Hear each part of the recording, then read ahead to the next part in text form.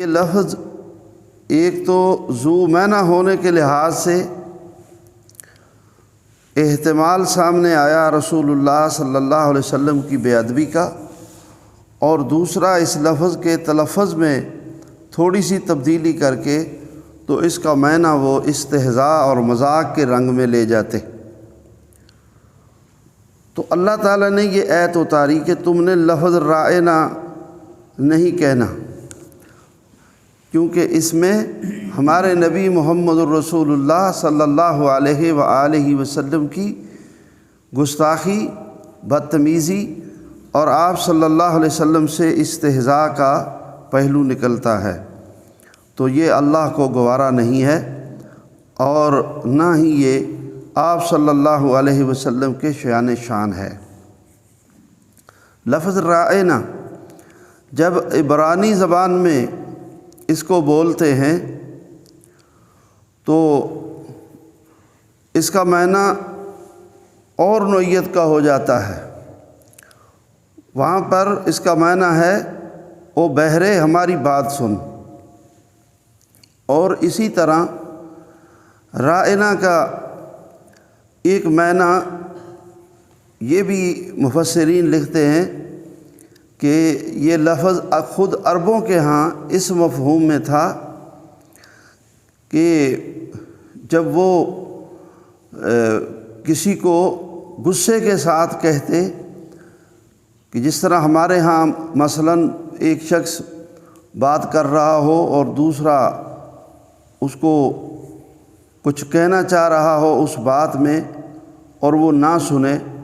تو تنگ آ کے ایک سخت لہجے میں ایک شخص لفظ بولتا ہے اور بوڑیا گل سن۔ تو اس طرح سے ان کے ہاں بھی یہ تھا کہ تو اپنی ہی سناتا جا رہا ہے، اپنی سنائی جا رہا ہے، ہماری بھی سن۔ تو گویا کہ اس میں سختی، بدتمیزی، استہزاء کا پہلو تھا۔ اور اسی طرح اس لفظ کا ایک معنی مفسرین نے یہ بھی لکھا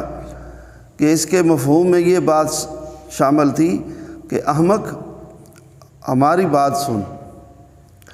تو اللہ تعالیٰ نے یہ ذو معنی الفاظ بولنے سے منع کر دیا، اور یہودی شرارتی قوم تھی، اور رسول اللہ صلی اللہ علیہ وسلم کے لیے وہ اس طرح کا لفظ اور مسلمانوں کے لیے بھی اسی طرح کے لفظ بولتے تھے جس میں کئی معنی کا احتمال نکلتا ہو۔ مثلا جس طرح کے سلام کہتے تو السلام علیکم کہنے کی بجائے وہ اس میں بھی بددیانتی کرتے اور کہہ دیتے السلام علیکم۔ تو اس کے جواب میں فرمایا گیا کہ تم نے یہودیوں کو وعلیکم کہنا ہے، بلکہ اصول دے دیا کہ غیر مسلموں کو نہ تو سلام میں پہل کرنی ہے اور نہ ہی ان کو وعلیکم السلام کہنا ہے۔ جب وہ تمہیں سلام کہیں تو تم نے صرف کہنا ہے وعلیکم السلام علیکم۔ اس کا معنی کہ تمہارے اوپر موت واقع ہو، تباہی ہو، بربادی ہو، تو کہنا ہے تم نے وعلیکم، تمہارے اوپر ہو۔ جو تم نے ہمیں کہا اگر تو دعا دی تو وعلیکم، تمہارے اوپر بھی وہ سلامتی اور رحمت کی دعا لوٹے، اور اگر کچھ اور کہا تو وہی کچھ تمہارے اوپر لوٹے جو تم نے ہمیں کہا۔ تو اس طرح یہاں پر بھی فرمایا کہ تم نے رائنا کا لفظ نہیں کہنا، بلکہ کہنا ہے انظرنا، انظرنا، ہماری طرف دیکھو، ہمارا خیال کرو، ہمیں سمجھ نہیں آئی، ہمیں بات دوبارہ دہرا دو، دوبارہ سنا دو۔ اور پھر فرمایا واسمعوا، غور سے سنو، پیغمبر صلی اللہ علیہ وسلم کی بات غور سے سنو۔ تو اس میں یہ بات ثابت ہوتی ہے کہ نبی کریم صلی اللہ علیہ وآلہ وسلم کا احترام سب لوگوں کے اوپر ضروری اور لازمی ہے،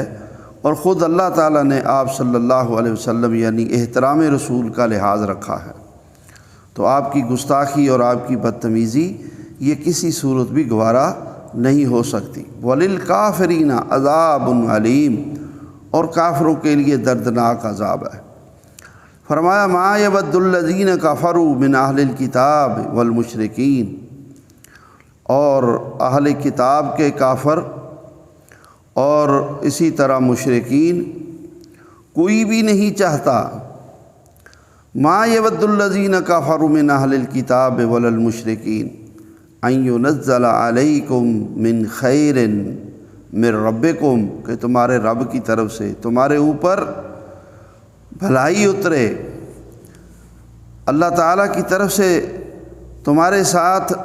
رحمت اترے، فضل اس کا اترے، بھلائی اترے، خیر اترے۔ یہ لوگ نہیں چاہتے، بلکہ کیا چاہتے ہیں کہ تمہارے اوپر پریشانی اترے، تنگی اترے۔ اس خیر سے اول بات تو دین کی تعلیمات ہیں کہ اللہ کی طرف سے اللہ کی وحی رحمتوں بھری اترے۔ یہ نہیں چاہتے کہ تمہارے اوپر تمہارا دین کی تفصیلات، دین کی تعلیم، علاوہ ازیں اس کے ساتھ ساتھ دیگر دنیاوی رزق کی صورت میں نعمتیں اور اسی طرح صحت جیسے اور آفات سے تحفظ، یہ بھلائی بھی اس میں شامل ہے۔ تو مشرکین، یہودی، عیسائی، وہ اس دور سے یہی چاہتے ہیں کہ مسلمان یہ جاہل ہوں، یہ خیر سے محروم ہوں،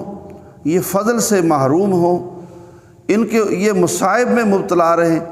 یہ پریشانیوں میں مبتلا رہیں۔ اور یہی پالیسیاں یہود و نصارہ کی اور مشرکین کی مسلمانوں کے خلاف سازشوں کی صورت میں چلتی رہتی ہیں، اور اس وقت سے تھیں۔ اور مسلمانوں کو سب سے زیادہ وہ جس چیز سے محروم دیکھنا چاہتے ہیں وہ علم وحی سے، دینی علوم سے، اس اللہ کی رحمت سے محروم دیکھنا چاہتے ہیں۔ اور پھر اس کے بعد دیگر نعمتوں سے بھی اور دنیا کی ترقی میں بھی وہ مسلمانوں کو پیچھے دیکھنا چاہتے ہیں، نہیں چاہتے کہ یہ ترقی کریں، نہیں چاہتے کہ یہ علوم و فنون میں ماہر ہوں۔ اور فرمایا کہ واللہ یختص برحمتہ من یشاء، لیکن اللہ تعالیٰ کا بھی ایک اپنا نظام ہے، وہ اپنی رحمت کے لیے جس کو چاہتا ہے چن لیتا ہے۔ مسلمانوں میں بڑے بڑے علماء اللہ نے ہر دور میں پیدا کیے اور یہ قیامت تک کے لیے پیدا ہوتے رہیں گے۔ اللہ تعالیٰ نے اپنی اس کتاب کو اس کی تکمیل فرمائی اپنے نبی کے اوپر، اور اللہ تعالیٰ نے اپنے نبی پر وحی خفی اتار کر اس کی تشریح فرمائی۔ اور یہی بات اللہ نے دوسری جگہ فرمائی کہ یہ چاہتے ہیں ان یطفئوا نور اللہ بافواہہم، کہ اللہ کے اس نور کو اپنے منہوں سے، اپنی پھونکوں سے اس کو بجھا دیں، لیکن اللہ تعالیٰ اس نور کو پورا کرے گا، اور اللہ تعالیٰ کافروں کی اس بات کو کامیاب نہیں ہونے دے گا۔ چنانچہ اللہ تعالیٰ نے اس علم دین کو مکمل فرمایا، اور پھر صحابہ اکرام اس کے ماہر بنے، اور اللہ تعالیٰ نے مسلمانوں کو دنیا میں ترقی بھی عطا فرمائی، پوری زمین کے اوپر مسلمانوں کی حکومت بھی آئی، اور علوم و فنون کے ماہر ایک دور یہ 1450 سال میں ایسا بھی آیا کہ اللہ کی زمین کے اوپر اگر دنیاوی علوم و فنون کے ماہر بھی تھے تو صرف مسلمان تھے، حاکم تھے تو مسلمان تھے، اور یہود و نصارہ اور دیگر قومیں ذمیوں کی حیثیت میں رہتے تھے۔ 1000 سال سے زیادہ عرصہ اس بر صغیر کے اوپر مسلمانوں نے حکومت کی ہے، اس بر صغیر کے اوپر۔ اور ہماری چونکہ نوجوان نسل اور ہمارے بچے نہ تاریخ پڑھتے ہیں اور نہ ہی صورتحال سے آگاہ ہیں،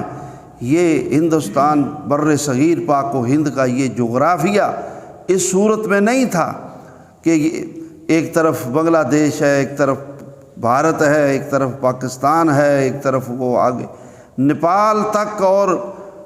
یہ سب علاقے بر صغیر پاک و ہند یہ ایک ہی خطہ تھا اور ایک ہی اس کے اوپر حکومت تھی۔ اور مسلمانوں کی حکومت آنے سے پہلے یہاں ٹکڑوں میں، علاقوں میں حکومت تھی لوگوں کی، لیکن جب اسلام آیا اور مسلمانوں کی حکومت چلی تو مسلمانوں کی حکومت وہ مختلف خاندانوں کے پاس اقتدار بدلتا تو رہا، لیکن 1000 سال سے زیادہ عرصہ بر صغیر کے اوپر مسلمانوں کی حکومت رہی ہے، اور اسی حکومت مسلمان نہیں سمجھتے، اس حکومت کے اتنا لمبا عرصہ جو حکومت ہوئی ہے اس خطے کے اوپر، اس کے یہ اثرات ہیں نفسیاتی طور پر کہ غیر مسلم یہ بچے کھچے مسلمانوں کے آگے ٹھہرتے نہیں ہیں۔ وہ روب ان کے اوپر، وہ روب نسلوں میں ان میں چلتا آ رہا ہے، اور وہ مرعوبیت ان کے اندر قائم اور دائم ہے جس کو مسلمان سمجھتے نہیں ہیں۔ اور اگر بر صغیر کے مسلمان تھوڑا سا متحد ہو جائیں تو پھر اسی طرح اور مخلص ہو جائیں اللہ کے دین کے لیے، تو پھر اسی طرح دوبارہ بر صغیر پاک و ہند کے اوپر مسلمانوں کی حکومت دوبارہ آ سکتی ہے، اور بلکہ پوری زمین کے اوپر مسلمانوں کی حکومت آ سکتی ہے اگر مسلمان پھر سے اسی طرح اپنی اصل کی طرف آ جائیں، اپنا علیحدہ تشخص قائم کر لیں، کافروں کے تسلط سے نکل آئیں، اور یہ ٹکڑوں کی صورت میں جو مسلمان ملک بنے ہوئے ہیں یہ ایک ہو جائیں، اور معاشی پالیسی، عسکری پالیسی اپنی ایک کر لیں، تو کافر یہودی ہو، کافر عیسائی ہو، کافر ہندو ہو، اس میں ہمت ہی نہیں ہے کہ مسلمانوں کے آگے ٹھہر سکے، کسی صورت نہیں ٹھہر سکتا، کوئی طبقہ کافروں کا مسلمانوں کے آگے نہیں ٹھہر سکتا۔ اسلام کی اللہ تعالیٰ نے یہ طاقت رکھی ہے، اور اس کے اندر اللہ نے یہ رعب رکھا ہے۔ تو الحاصل کافروں کی یہی کوشش رہی کہ مسلمان پنپنے نہ پائیں، لیکن فرمایا واللہ یختص برحمتہ من یشاء۔ تو پھر مسئلہ کیا ہے؟ مسئلہ یہ ہے کہ مسلمان ہمیشہ اس وقت پیچھے رہتا ہے یا رہے گا، یا جب بھی رہا جب اس نے دین کو چھوڑا، اسلام کو چھوڑا، اللہ پر توکل کو چھوڑا، اور دین کی محنت اور دین کے اوپر پختگی اور اس پر استقامت کو اس نے چھوڑا، تو اس وقت یہ ذلیل و رسوا ہوا۔ کافر مسلمانوں کو پسپا نہیں کر سکتے، یہ بات ذہن نشین کر لیں ہمیشہ کے لیے، کافر مسلمانوں کو پسپا نہیں کر سکتے۔ مسلمان پسپا ہوتا ہے اپنے کردار، برے اور نکمے کردار کی وجہ سے، اپنی غفلتوں کی وجہ سے، اپنی کوتاہیوں کی وجہ سے، اس وقت مسلمان پسپا ہوتا ہے۔ واللہ یختص برحمتہ من یشاء واللہ ذو الفضل العظیم، اور اللہ بڑے فضل والا ہے۔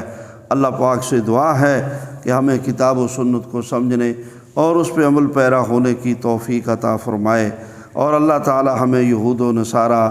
اور اسی طرح دیگر کافر اور مشرک قوموں کے